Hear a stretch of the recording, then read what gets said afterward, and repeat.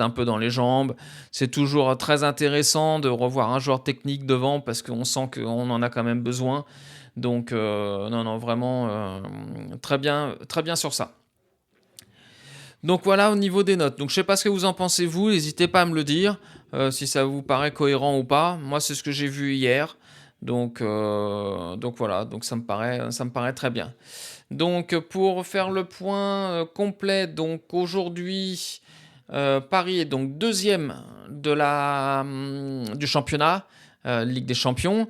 Évidemment, je vous rappelle que cette année, il y a eu des petites nouveautés.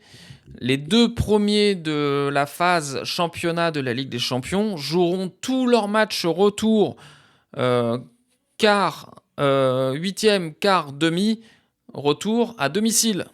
Donc voilà, donc ça serait hyper important évidemment si on pouvait avoir cette chance-là. Après, moi je pars avec l'idée que l'objectif numéro un, c'est de se qualifier dans les 8 pour être sûr de ne pas avoir un match en plus à jouer, enfin une double rencontre à jouer en janvier-février. Donc voilà, donc pour être totalement OK, donc Paris est deuxième, derrière Arsenal, devant le Bayern, l'Inter et le Real, avec le même nombre de points. Suit derrière 5 équipes, Dortmund, Chelsea, Sporting. Sporting est dixième, hein. On va les affronter, je pense, l'année prochaine. City et l'Atalanta.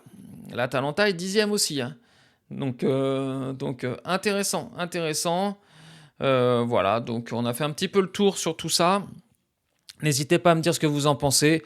Moi, franchement, encore une fois, j'ai adoré le match. Pas la première mi-temps, mais j'ai surtout adoré le fait qu'on ait gagné.